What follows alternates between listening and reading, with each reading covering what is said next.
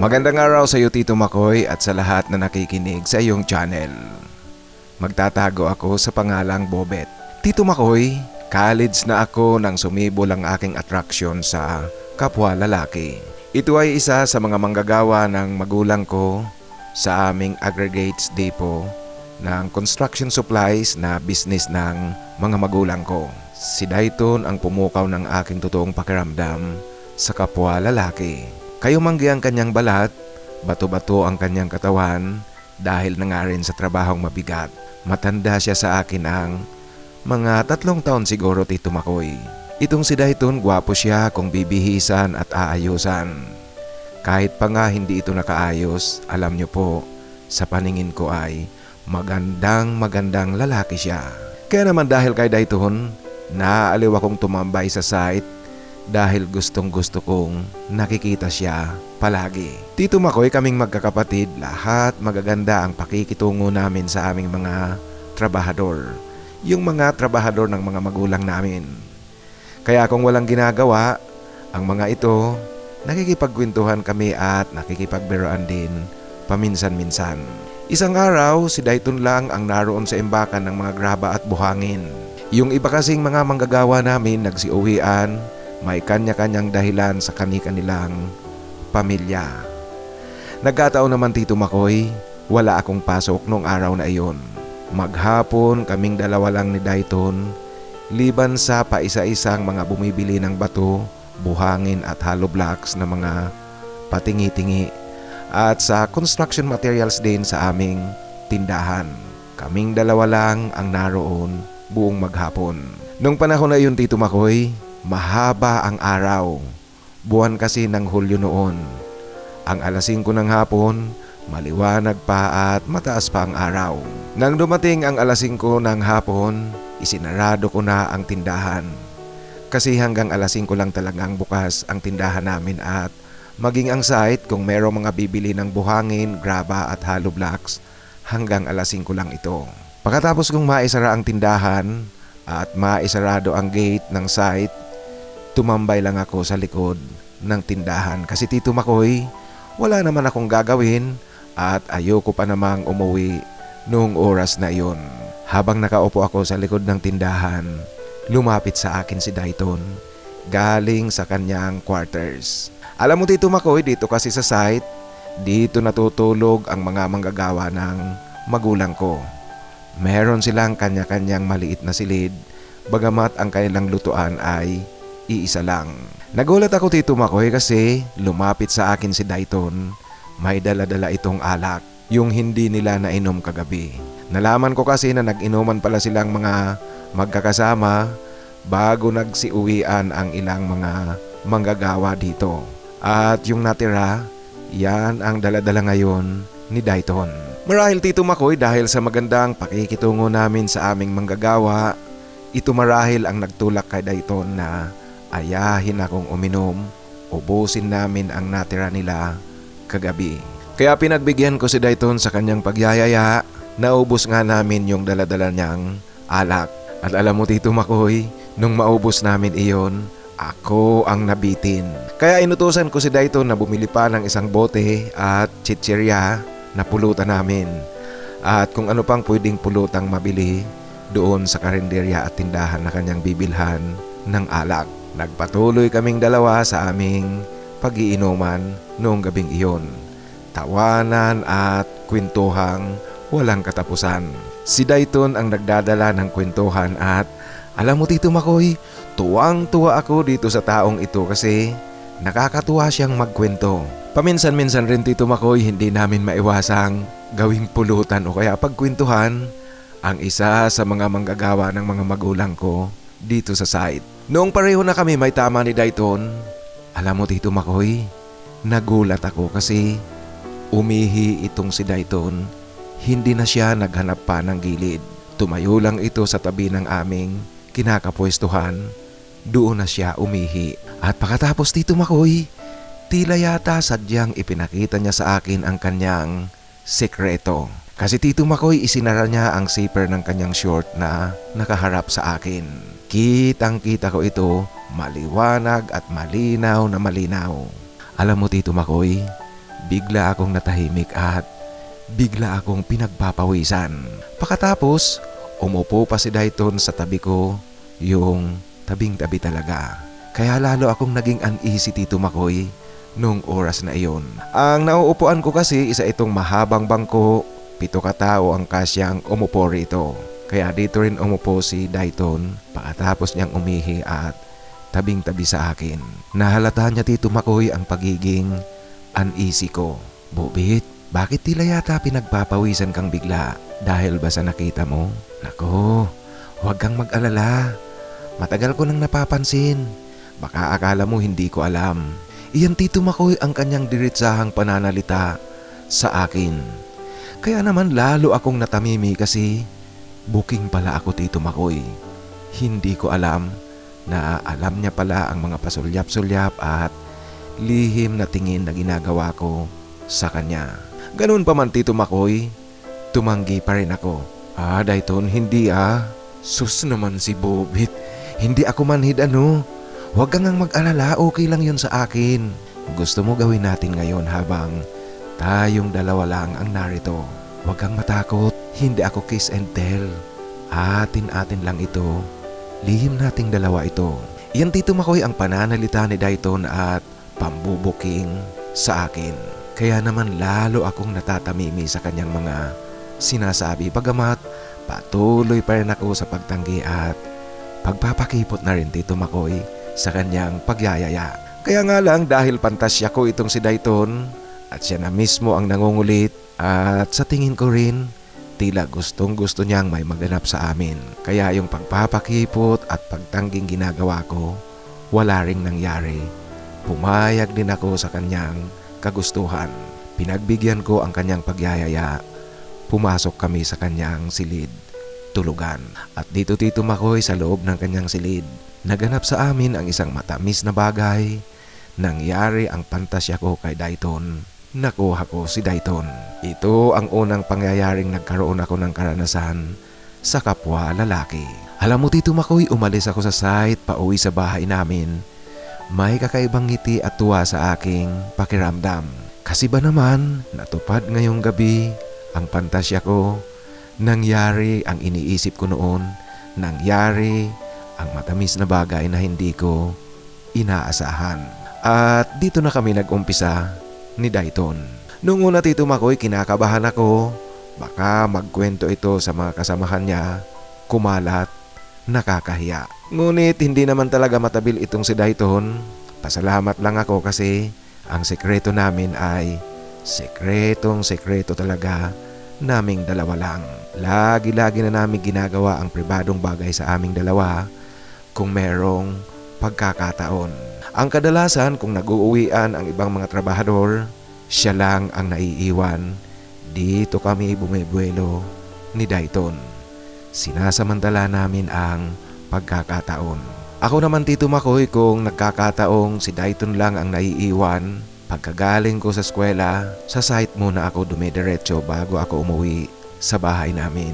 Ito'y para gawin namin ni Dayton ang para sa aming dalawa.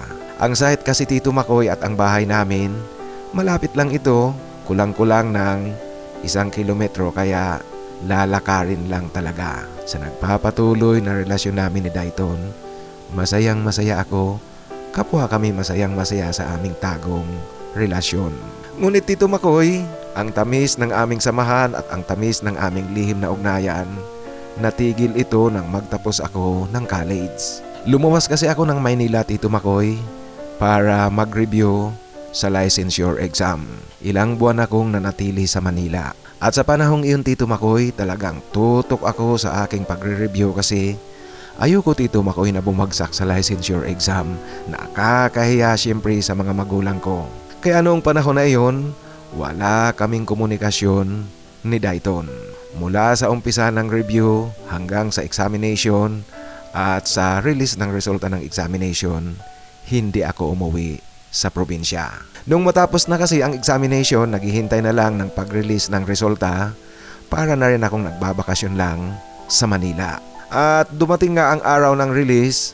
Alam mo, Tito Makoy, tuwang-tuwa talaga ako kasi pasado ako. Isa na akong ganap na electrical engineer. Tumawag kaagad ako sa mga magulang ko para ibalita sa kanila ang masayang balita na pagkakapasa ko sa licensure exam.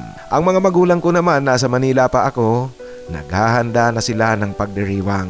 Kaya kinagabihan noong araw nang umuwi ako, may salo-salo agad sa bahay. Lahat ng mga kamag-anak namin, mga contractors na suki namin sa tindahan, mga kaibigan ng magulang ko at yung mga trabahador namin at pamilya nila para doon sa mga meron ng pamilya, naroon sa salo-salo. Ang ginagawa ko dito, Makoy, dahil nga para sa akin ang pagdiriwang na iyon, lahat na lamesa ng mga bisita namin, pinupuntahan ko talaga isa-isa. Nung nasa lamisa na ako ng mga trabahador namin, napansin ko dito, Makoy, na wala si Dayton. Kaya naman hindi ako nakatiis. Tinanong ko ang mga kasamahan nito kung nasaan si Dayton at bakit wala sa pagdiriwang. Subalit dito, Makoy, nanlumo ako kasi nalaman kong umalis na pala si Dayton sa amin mahigit ng 1 buwan. Alam mo po, bigla akong natahimik sa aking nalaman. Nabigla ako kasi hindi ko inaasahan na aalis itong si Dayton habang nasa Manila pa ako. Hindi ko alam ang kanyang plano. Ito'y dahil nga sa wala kaming komunikasyon noong panahon na nagre-review ako para sa licensure exam. Alam mo dito, Makoy, yung pakiramdam ko noong gabing iyon parang biglang nawalan ng kabuluhan ang pagdiriwang na ito para sa pagkakapasa ko. Malungkot ako na malungkot dito, Makoy. Biglang nanlamig ang aking pakiramdam. Ang tanging ginawa ko na lang, Tito Makoy, bumalik ako muli sa lamisa namin ng mga magkakaibigan at mga kaklase kong inimbita rin sa salo-salo. Ang mga nakarating nga lang, Tito Makoy, ay yung mga kabatch ko, kaklase at kaibigang hindi maswerteng pumasa sa licensure exam. Yung ilan kasing mga nakapasa hindi nakarating dahil ang iba sa kanila meron ding pagdiriwang na ginaganap at kasabay ng aking pagdiriwang. Yung iba naman pumapasyal na sa ibang lugar, regalo ng kanilang mga magulang. At Tito Makoy, dahil nga ako ang nakapasa dito sa aming magkakaibigan, ang ginagawa ko, pinapalakas ko ang kanilang loob, iniingganyo ko silang tuloy-tuloy lang at kumuha ulit at sigurado akong papasa na sila. Kaya lang, Tito Makoy, ang kabaliktaran nga lang, sa likod ng aking pagpapalakas ng kanilang loob, ako mismo ngayong gabi pinanghihinaan kasi wala si Dayton. Nagpatuloy ang buhay ko, Tito Makoy. Pumasok ako sa isang kumpanya sa Ecozone sa Laguna. Ito'y para hasain ang aking propesyon at kaalaman bilang isang electrical engineer. At kinalaunan nga, Tito Makoy, lumipad din ako papuntang gitnang silangan. Nagtatrabaho bilang isang electrical engineer din. Ginugugol ko ang aking panahon sa pagtatrabaho at pag-iipon. At dahil nga sa dami ng ating ginagawa ngayon, hindi ko namamalayan, Tito Makoy, na ilang taon na rin pala akong nagtatrabaho sa gitnang silangan. Isang araw habang nasa bakasyon ako, sa di inaasahang pagkakataon, nagkita kami ni Dayton sa Robinson sa lungsod namin. Kasama niya ang kanyang asawa at 2 anak. Nag-asawa na pala itong si Dayton, Tito Makoy. Alam niyo po, hindi ko mailarawan ang pakiramdam ko sa pagtatagpo naming ito ni Dayton. Ngunit pinilit ko pa rin maging normal lang ang lahat. Inaya ko ang buong mag-anak sa loob ng Pizza Hut. Libre ko sa kanila at sa mga bata. Sa loob ng Pizza Hut, nagkwentuhan kami at nagkukumustahan. Dito ko nalaman na bumalik pala si Dayton sa pagsasaka at minsan naman namamasada ng pedicab. Ito ang kanyang kabuhayan ngayon para sa kanyang pamilya. Dayton, kung meron kang kailangan, sabihin mo lang. Kung ano man ang pwede kong maitulong, sabihin mo lang. Iyan, Tito Makoy, ang wika ko kay Dayton.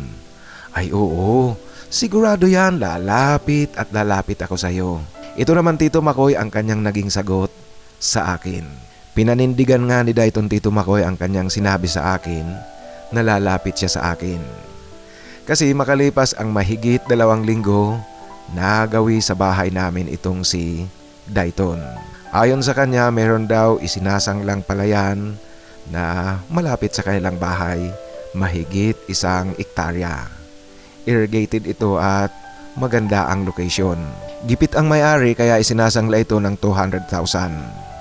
Alam mo Tito Makoy, nang marinig ko ang halaga, medyo natigilan ako kasi malaki-laking halaga rin ito kahit paanong sabihin natin. Naku Bobit, huwag kang mag-alala. Hindi ko kailangan ng pera mo. Ang kailangan ko lang, kunin mo yung palayan na yon, mag-usap kayo ng may-ari, tapos ako ang magtatanim. Magbibigay na lang ako sa iyo ng share tuwing anihan. Ito Tito Makoy ang wika sa akin ni Dayton. Maganda ang kanyang proposal kasi nga hindi ako magbibigay sa kanya ng pera at ako mismo ang makikipag-usap sa may-ari, kaya kinuha ko ito. Nag-usap kami ng may-ari, naayos at naisangla sa akin ang palayan. Si Dayton ang nagtatanim dito. Alam mo Tito Makoy, sa pangyayaring ito, dito ko ganap na napatunayang matinong kausap pala itong si Dayton. Hindi siya pumapalya sa pagbibigay ng para sa akin tuwing anihan. Ang mga magulang ko naman Tito Makoy tuwang-tuwa kasi tuwing anihan, hindi bumababa sa 20 sako ng palay ang dinadala sa bahay namin. Dinadala ni Dayton. At ang pagtatanim na yun ni Dayton, alam niyo po, malaking tulong din sa kanilang kabuhayan. Nakikita ko ang resulta, hindi sila ganong kinakapos. Kasi Tito Makoy, tuwing nagbabakasyon ako, napapasyal talaga ako sa kanila at pumapasyal din ako doon sa palayang nakasangla sa akin. Alam niyo po, sa kasalukuyan, ilang taon na rin ang palayang nakasangla sa akin, ngunit hindi pa ito tinutubos ng may-ari. Kaya tuloy-tuloy sa pagsasaka rito si Dayton. At liban nga doon Tito Makoy, meron pang 2 palayan ang naisanla sa akin. Tuwing merong nagpapasanla, ipinapasa sa akin ni Dayton, kinukuha ko at si Dayton ang nagtatanim. Ang nakakatuwa Tito Makoy kasi sa dami ng palay na dinadala sa amin ni Dayton, naka-stack ang mga ito sa bodega namin. Minsan nga nagbibiro ako Tito Makoy sa mga magulang ko na para na kaming warehouse ng NFA. Sa ngayon Tito Makoy, ang tungkol sa amin ni Dayton, ang aming relasyon noon, nananatili itong nakaraan na lang sa amin. Kasi nga noong nag-asawa siya, nag-move on ako, bagamat magpahanggang ngayon, wala pa rin naman akong asawa. At Tito Makoy, sa aking pag-move on, di ko kayang sabihin ganap nang walang pakiramdam ako kay Dayton. O kaya kaming dalawa ganap nang walang pakiramdam sa bawat isa. Kasi aaminin ko pa rin na posible pa rin merong maganap sa aming dalawa ni Dayton, lalong-lalo na kung siya mismo ang magyayaya muli. Subalit sa kasalukuyan, ang bagay na ito ay nasa isang tabi lang muna, hindi ko ito iniisip. Alam niyo po kasi hindi rin imposible talagang magawa muli namin ni Dayton ang aming mga ginagawa noon kasi nga patuloy ang aming komunikasyon, lalong-lalo na sa sitwasyon na siya ang nagtatanim sa mga palayang nakasangla sa akin.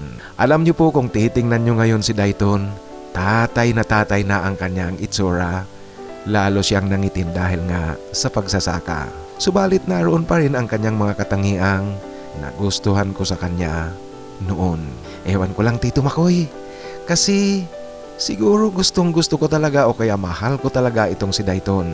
Dahil sa kabila ng kanyang itsura ngayon, attracted pa rin ako sa kanya. Subalit Tito Makoy, gaya nga ng sinabi ko, ang aking nararamdaman at kung meron mang nararamdaman pa sa akin si Dayton, sa kasalukuyan, nasa isang tabi lang ito. Yung ugnayan namin noon, nakalagay sa isang tabi. Kaya hindi ko talaga masasabi Tito Makoy na ang nakaraan namin ay tuluyan ng nakabaon sa nakaraan. Hanggang dito na lang po ang aking simpleng kwento Tito Makoy. Sana po piliin nyo at sana magustuhan rin ng iyong mga taga-pakinig. Ang isa sa mga sumusubaybay sa iyo dito sa gitnang silangan, Bobet. Maraming salamat Bobet sa pagbabahagi mo ng iyong kwento. Alam mo, ang pakiramdam talaga ang pag-ibig. Gaya ng sitwasyon nyo ni Dayton, nagtapos kayo sa maganda, sabihin nating maganda ang pagtatapos at paghihiwalay ng landas nyong dalawa kasi wala naman kayong problema. Yun nga lang, hindi mo na siya inabutan noong bumalik ka galing ng Maynila. Ngunit sasabihin pa rin nating maganda ang paghihiwalay ng landas nyong dalawa. At ang pag-ibig hindi yan nawawala. Pag ganyang nagtapos kayo na walang problema, at natapos lang ang inyong ugnayan dahil nga sa sitwasyon, hindi yan nawawala. Kaya sangayon ako sa sinasabi mo na yung posibilidad na mayroon pa muling mangyari sa inyo, laging nandyan pa yan. Bagamat, syempre may pangingilagan na kayo kasi may pamilya na ito. Ganoon pa man, maganda ang takbo ng relasyon nyo at maganda ang inyong kwento. Sa muli, maraming salamat sa pagbabahagi mo ng iyong kwento. Ngayon mga kaibigan, medyo natagalan ako bago nakapag-upload muli. Talagang grabe po. Sunod-sunod ang biyahe, busy. Ngayon sa ating shoutout po sa ating kapatid na si Troy Manggibin ng US. Maraming salamat Troy sa tuloy-tuloy na pakikinig at suporta. Ang isa pang kapatid natin nagpapa-shoutout si Jerry Gabion ng Cavite. Maraming salamat sa iyo Jerry Gabion at shoutout sa iyo. At ang isa pang kapatid natin sa Brunei si Jubencio Curioso. Joben, maraming salamat sa pakikinig at shoutout sa iyo at sa mga kababayan natin dyan sa Brunei. At shoutout rin sa ating kapatid na si Angel Pasyon ng Ilocos Norte. Maraming salamat Angel Pasyon sa tuloy-tuloy na pakikinig. At ang ating kapatid na nasa Alcobar, Saudi Arabia, Teddy Arasola, shoutout sa iyo Teddy. At ano nga pala ang nangyari sa iyo Teddy? Kasi sabi mo nasa doktor ka. Naku, ingat lang kayong palagi dyan. Sa lahat na oras, ingat po kayong palagi nasaan man kayo mga kaibigan. At shoutout din kay Mr. Boy Puhanes. Maraming salamat Mr. Boy Puhanes. Itong si Mr. Boy Puhanes talaga gusto niyang i-shoutout si Chor Barrel. Kaya shoutout sa iyo Chor Barrel. Ang shoutout ay galing kay Mr. Boy Puhanes. Ang ating kapatid naman na nasa Hawaii, si Top Gun 1968 o kaya Ricky, nagsa-shoutout sa ating lahat at Happy Thanksgiving daw sa lahat. Medyo kasi pasensya kayo mga kaibigan kasi late na masyado ako, mahabang pa. Isang linggo akong hindi nakapag-upload. Kaya ang mga greetings ng Happy Thanksgiving ngayon ko lang nababasa. Kaya shout out sa iyo Ricky alias Top Gun 1968 at belated Happy Thanksgiving din sa inyo. Ang ating kapatid naman na si Gerson ng Quezon, siguro Quezon Province itong si Gerson. Shout out sa iyo Gerson at salamat sa pakikinig. Si Gerson ang kanyang handle name sa YouTube, JRD317. Sa muli, shout out sa iyo Gerson at sa mga kapatid natin dyan sa lalawigan ng Quezon kung nasa Quezon Province ka at sa Quezon City kung nasa Quezon City ka. Ang isa pang kapatid natin si CJ Carlos Jose ng Chicago, Illinois, nagpaparating din ng kanyang pagbati ng Happy Thanksgiving. Kaso nga, pasensya ka na CJ kasi mahigit isang linggo akong hindi nakapag-upload kaya itong mga pagbati nyo ng Thanksgiving ay late nang masyado. Anyway, belated Happy Thanksgiving sa ating mga kababayan dyan sa Tati. Kasi ang Thanksgiving Day kasi sa Tati, popular na holiday ito. Kaya shout out sa inyong lahat dyan sa Tati, lalong-lalo na kay CJ. Ang isa pang kapatid natin na nasa Kuala Lumpur, Malaysia, si Cyberroll. Shout out sa iyo Cyberroll at maraming salamat sa pakikinig. Ngayon sa ating lumang upload, ang mga nagpapa-shout out na nabasa ko, ang kanilang comment doon sa loob ng construction camp. Shout out kay Alfonso Alcaide ng Sitio Ubito, Barangay San Agustin, Caranglan, Nueva Ecija. Salamat sa pakikinig Alfonso Alcaide at shout out sa ating mga kababayan dyan sa Nueva Ecija. At meron tayong isa pang kapatid na nasa Big Apple from New York, USA. Gusto kong i-shout out ang ating kapatid na si Herns. Ang kanyang handle name, Herns Q1T. Herns, maraming salamat sa pakikinig at shout out sa iyo at sa mga kababayan natin na nariyan sa New York, USA. Ingat kayong palagi. Ang isa pang kapatid natin, kasama ito actually sa mga hinahanapan natin ng forever, si Filmer Borromeo. Shout out sa iyo Filmer Borromeo. At nagpapasalamat siyang nabanggit ko ang kanyang pangalan sa mga naghahanap ng forever. Kasi Filmer, kasama ka nga sa regular na hinahanapan natin ng forever. Kaya shout out sa iyo at maraming salamat. Ang isa pang kapatid natin na nasa Saudi Arabia rin, si Carlos Java. Carlos Java, maraming salamat. Shout out sa iyo at sa mga kababayan natin dyan sa Jeddah, Saudi Arabia. At syempre ang ating kapatid na nasa Dubai, United Arab Emirates, Adon Adon Vlogs. Maraming salamat sa iyo, Adon Adon Vlogs, sa pakikinig at shout out sa iyo. At ngayon mga kaibigan, sa ating hinahanapan ng forever, ang Team B ngayon ang aking babasahin. Naghahanap sila ng forever para doon sa mga ngayon palang nakikinig. Itong mga pangalang babanggitin ko, naghahanap sila ng forever. Shout out kay Robert Merapuente, naghahanap ng forever. Naghahanap rin ng forever si Alfred TV 888, John M70, John Inglaterra at si Alvin Santiago. Ganoon din si Rodney Kerobin, si JP Chulipa at ang ating kapatid na si Filmer Borromeo. Sa mga naghahanap ng forever, pwede nyo silang kontakin, maging kaibigan. Diyan kayo mag-umpisa.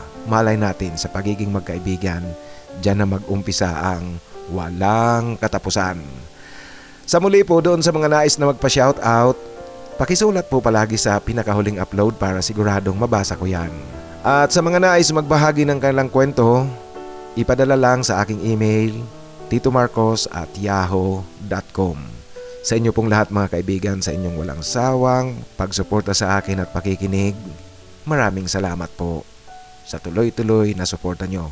By the way, ngayon nga pala na ibalik na ang monetization. Natapos na yung suspension ng monetization nitong ating channel. Sa muli po sa inyong lahat, maraming salamat at sumayin nyo sana ang biyaya galing sa itaas.